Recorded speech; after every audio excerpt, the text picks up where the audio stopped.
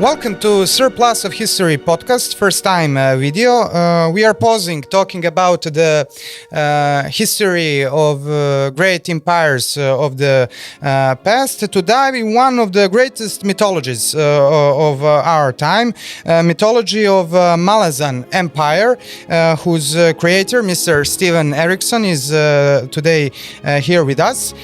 His books in Serbian are published by Laguna, and he is staying in Niš in order to attend one of the greatest fantasy festivals in Europe, Niš Fantasy Conventions MyCon. And we thank these guys really for giving us a chance to listen and to talk with Mr. Erikson in person. Mr. Erikson, thank you for your time and welcome. Oh, thank you. Thanks very much. So let's dive immediately into your great story. One of the main differences between the Malazan Book of the Fallen and other fantasy series is that the very subject, the very core of your storytelling is a story of the great empire or of the great empires and civilizations. And because we are a Surplus of History podcast, that inspired me to ask you the following. When we look at the history as a whole, who or what do you believe is the primary focus or main pillar of history? What is the pillar of history? Is it individual? Are those entire nations, or are the pillars of history great civilizations and empires? Wow. Well, I guess there are a multitude of pillars, I suppose. I don't really think of any one central thing. The anthropological approach to this thing is these are forces in motion, and so my kind of focus is generally on the process of change within cultures, and it's only after the fact that you can sort of apply beginnings and ends to cultures and civilizations. And of course, from an archaeological point of view, the ends are sort of what we go searching for when we excavate. And then, of course, it always leads to the question of why did something end? Why is this civilization no longer with us? And that's kind of some of the questions that the Malazan stuff approaches, but also the idea of cultures in transition, so that civilizations are always in contact and they're always appropriating from other civilizations, and that whole process is actually part of, I guess, part of the background to the history of any culture, any civilization. Mm-hmm. And you said that the main thing that interests us about civilizations is how they end. And you wrote that's one of my favorite quotes from That House Gates, the second volume of your great series. You said a civilization can easily drown in what it knows as in what it doesn't know. What is the meaning of behind these words? Actually, I didn't catch the full part of the quote. This is so long ago, right? I wrote this so long ago. Yeah. So you said a civilization can easily drown. Okay. Yeah, sorry. Okay. Sorry for my English. In what it knows as in what it doesn't know.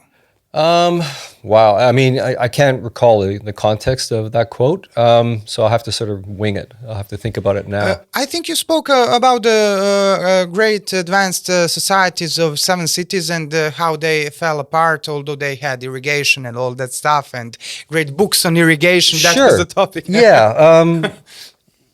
Yeah. There's certainly examples of that where if you look at North Africa right now, and then think of it at the height of the Roman Empire, or the Roman Republic for that matter. That was kind of the breadbasket of the empire. And so in terms of their technology, they were doing a lot of irrigation, they were doing a lot of manipulation of the environment. If you were to look at the ruins of Caesarea right now, it's 10 miles inland? So in other words, there's been so much silt that has come down from the farming practices that the city effectively became extinct. So that kind of thing is a process that's occurring sort of in the background of any civilization. I remember standing on one of the pyramids in Tikal in Guatemala back in '83, and you look out and all you see is jungle, and but the last high priest who was standing there would have seen nothing but farmland, and he probably would have thought this is going to go on forever, and it doesn't. So that's kind of that notion of what you can assume, and we do it now. I mean, we assume our civilization is unique compared to all previous civilizations, and that we will not fall, but all previous civilizations have. So, yeah. Mm-hmm. Now, when we speak of your series of books, we inevitably have to come to the topic of infamous Karsa Orlong and the great topic of noble savage in Western canon. How difficult was for you to portray him, and did you draw inspiration from any specific heroic archetype, because he does seem a little bit Conan-esque, like Conan-like, and you highly praised, I think, in several interviews, the tradition of Robert T. Howard. So yeah, I think, in fact, I wrote an essay, I think, The Problem of Karsa Orlong, which kind of addresses that. But it was more a case of, I have an aversion to archetypes. I think that it's almost too limiting in terms of characterization. I want my characters to be more flexible, so that they don't fall into these particular roles and expectations. So quite often you can create a character that has the appearance of being an archetype, and then you subvert it in some fashion. And so for Karsa, it was a pleasure to write that opening section of Karsa. Probably because I did a stylistic change, a structural change, where I stayed with that point of view for much longer than I had in the previous points of view in any of the other novels. And so there was a sense of sort of slowly peeling back the reality of the barbarian mindset, and to sort of dismantle any kind of romantic notions regarding it. When I read first Karsa Orlong, and when I first met him, it was a little bit, he's a frightening figure, and he is barbaric, but then the first contact between him and the civilization was him being chained, and thrown into slavery. So there is, and I think from the perspective of Karsa Orlong, a civilization does seem, as a concept, how would I say, evil, although it may sound manichaeistic. Is it that how we say in English? But what I want to ask you is civilization inherently good or bad? Is it force for good or bad in history? Because there is some would say, argue that there is an absolute perspective, especially in Enlightenment tradition, that civilization, Western civilization particularly, is a force for good. Do you see it in that way? I don't know if I see it that way. I don't have the answer to that question. I think that's what I was basically asking throughout this 10-book series. And it's a hard. I don't think you can actually create a kind of dynamic that it's predominantly a force for good versus barbarism, if you will, as a force for evil or whatever, or the opposite. I think it's too complicated. There are aspects of civilization that, in the short term, are extremely beneficial. In the long term, may not be. And as for that notion of, how do you even define barbaric? I mean, it's difficult to do. I mean, civilizations are. I guess the modern sort of approach to civilization is sedentarianism and agriculture, and then the rise of cities and states and all the rest. So, if you think of the alternate to that would be small, I don't know, quasi nomadic settlements, or cultures that are on the fringes or on the edges of something that's a polity of an empire or something along those lines. And the relationship between them is complicated. It's not always adversarial. There's a lot of interplay between the two. And we can see that all through prehistory as well, like the shift between the Mesolithic and the Neolithic, for example. That there's always an interchange between them, and so it's a question that I asked, and it's a question I explored in the series, but I don't think I have an answer to it. Mm-hmm. And I would like to ask you about this particular stuff about genre you've chosen as a whole, about epic fantasy. Tolkien, I think, praised fantasy as escapistic. What is that we are striving to escape from, and what are we escaping into? Because escapism is suggesting that we are striving for some kind of liberation, of some kind of liberty. I think Tolkien even mentioned it's a good stuff. You're escaping from prison, so it's essentially good stuff.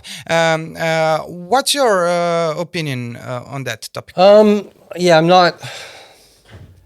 I guess the way escapism is sort of applied in most contexts in terms of literature is as a pejorative, right? You don't take it seriously because it's escapist, and yet I think a lot of literature becomes escapist when it is produced within an oppressive society or an oppressive culture. In which case, then it serves a particular function that's quite often subversive to that culture that's it's being produced in. So I've never really saw the Malazan stuff or my approach to fantasy writing as being escapist. I saw it more as, in the fantasy genre, you can take a metaphor and make it real. It's one of the few genres where you can do that. But also you can engage in a kind of dialogue with the real world. But what you're doing is you're doing it once removed. And so you can address topics that are very prescient and very sort of in front of us in the real world.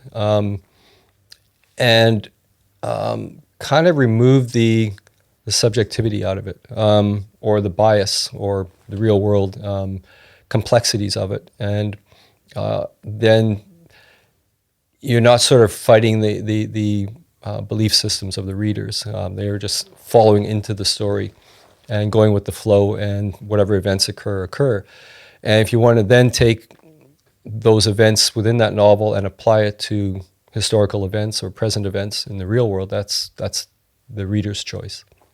Mm-hmm. When we are on the topic of Tolkien, you frequently highlighting the fact that you were trying to navigate around those races which are must-have in every fantasy genre, such as I don't know, elves, dwarves, orcs. But what does seem to me is that you have one even, and I may not be right, you have one even greater difference in contrast to Tolkien or, for example, Robert Jordan with his Wheel of Time, because most fantasy writers draw inspiration from Christianity, from that good and bad choices and gods and forces and other stuff, and yet your series of books is full of vengeful, vain gods who are trying to bend the main heroes to their own ends. So how do you think of this classification, and is your world Homeric? Yes, it's much more Homeric, and that's kind of how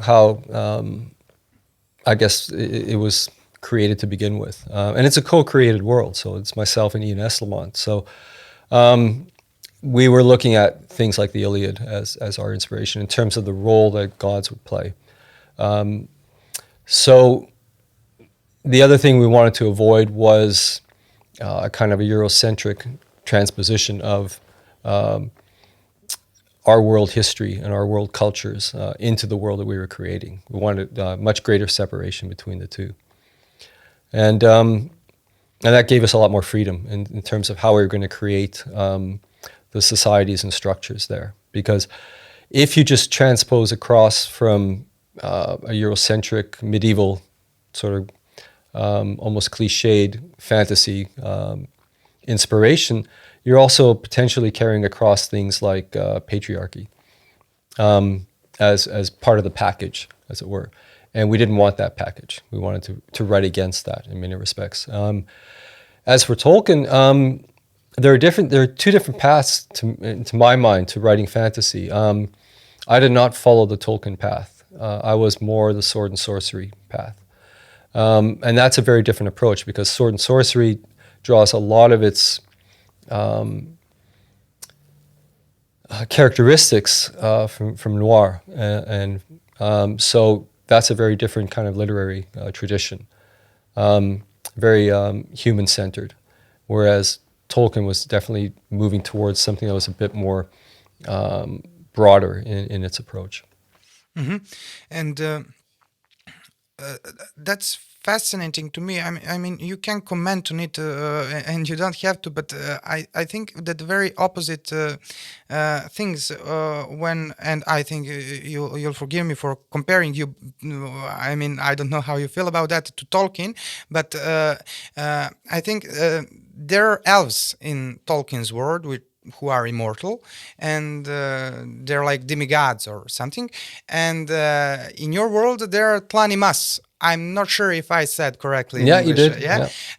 And Tlanimas are kind of immortal. I won't spoil for those who are who didn't read yet the series.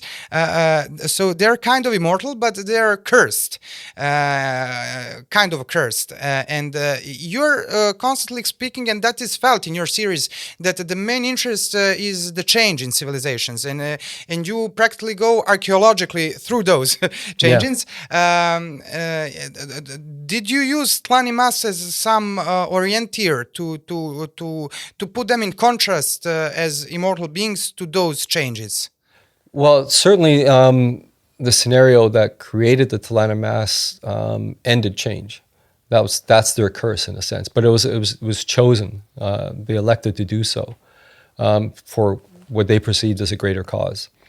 And then there was going to be a price that was going to be paid for that, and so that they provided that kind of contrast to mortal cultures and mortal civilizations that are in constant flux and are in constant transition and in contact with each other, and all those forces that are at play that basically make up the bones and meat of history. So. Mm-hmm. Now, we came to that topic. Very intriguing in the series is the destiny of Tiste Edurs, one of races in your world. What is beautifully intriguing in their case, in my opinion and in my understanding, is the fact that they turned betrayal they committed into a myth of them being victims of betrayal. And now, must myth oblige to the truth, to the facts, in order to be powerful? I mean, so as soon as something's in the past, every sort of description of it or recording of that event does not automatically convey truth, right? So I guess part of what the Taistadura's origin myths related to was how you can take those events that are in the past and shape them to redefine your basically your cultural sense of belief in who and what you are. So almost anything of the past can almost be twisted to create a virtue in the present. And so it was just one aspect of that storytelling. And but I think even in that respect, the prologue that precedes that, which sort of gives the events, that's just another interpretation. You don't know if it's right or not. I mean, it's there on the page. It doesn't mean it's necessarily true. Mm-hmm. Yeah. So that's interesting, because that would mean that the reader would have to approach your series as one of many histories of the Malazan world, and you seem versed into historian craftsmanship, if I may say so, because you have, and I may be biased again, my favorite character, Dujker. Now, for all those who didn't read and who are we trying to get to read your great book, Dujker is some, in my opinion, you may again correct me, he's some mixture of Herodotus, since he is court historian, as Herodotus was Pericles, and he is also kind of Thucydides, because he was actor of the events he wrote about. Yeah, he participated in those, and he has many explanations of what is the true purpose of history, direct or indirect explanations. What do you think is the main purpose of learning of history? Wow. What's the main purpose of learning history? I think, at least for me, it's a reminder of the continuity of the human condition. So in other words, you may assume that the things in the deep past are somehow constructed by people who are less than we are now, on the basis of knowledge or education or awareness of their environment or whatever. But I don't really think that's the case. I think it's what happens is the further you move from an event, the less clarity we have regarding how sophisticated those moments were, because they were as sophisticated then as we are now. So that's kind of, I think, what the value, at least for me, for history is that it's kind of saying it's not that simple. It may appear that simple, but it's not. And of course, I take the archaeological point of view as opposed to the historian's point of view. So there's always a bit of a tension there between the two, because history, of course, is written history, at least as far as an academic approach to the subject matter. Archaeology is the piecing together of those few elements of a civilization's history or its past that is physically present, and it's pretty hard to sort of come to huge conclusions and fixed conclusions on the basis of archaeology. And I know that the older I get, the less convinced I am of a lot of archaeological interpretations regarding the deep past anyways. So I don't know. I always when we turn to, I don't know, Herodotus or Plutarch or other great historians and writers of history. I mean, I'm not asking you a question. I'm only commenting. I always choose to believe in what is more exciting. For example, when Plutarch writes about how Sulla met Satyr, I choose to believe that Sulla met Satyr. I think that sometimes we, and I don't know if you agree, we want to, and that is the fact with mythological truth. We are choosing to believe in it. No one is telling himself when he is taking Malazan Book of Holland to hands, oh, this is not true. I mean, I think that you should, in a way, initiate yourself into that world and believe in the truth of that world.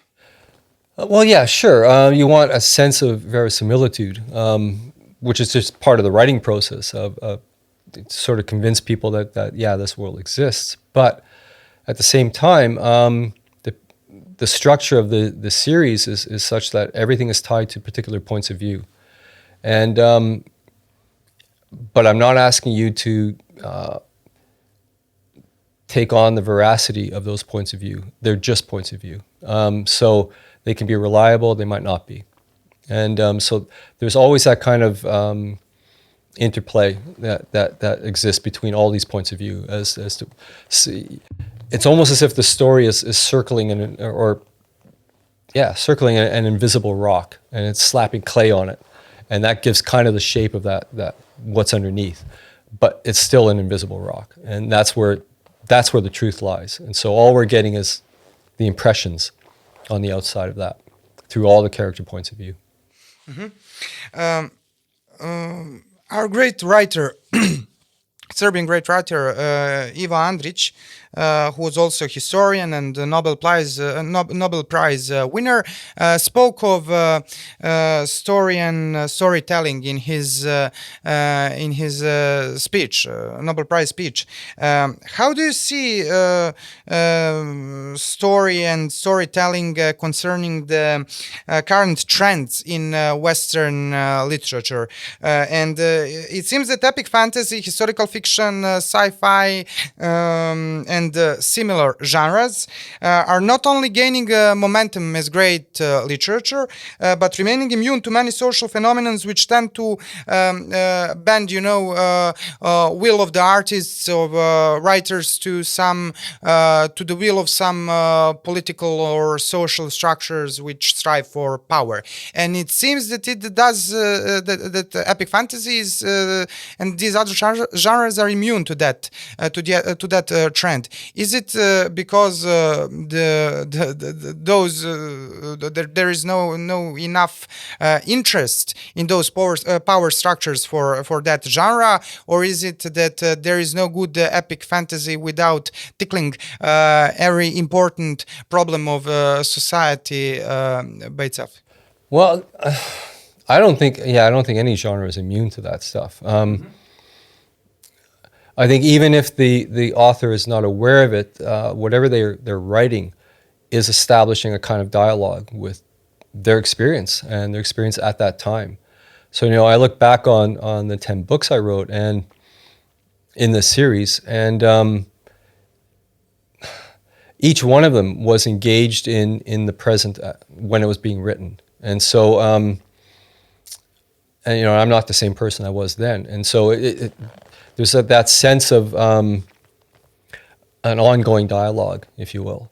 And quite often, or maybe not quite often, but there's certainly the case where a writer may not be entirely conscious of the dialogue that they're engaging in with the real world through that genre that they're writing. But it's always there. I mean, it's built in. There's no escaping it. Mr. Erikson, thank you very much. Yeah, thank you. We came to an end. I think we covered some of the most important topics, at least for the public of our podcast. And I certainly recommend your books to our listeners and those who watch us. And I hope we shall meet again in nice sus. Sorry. Yeah, great. Thank you. Thank you. Dear listeners, this was one more episode of Surplus of History podcast. Please follow us on YouTube and other media. See you soon. Bye.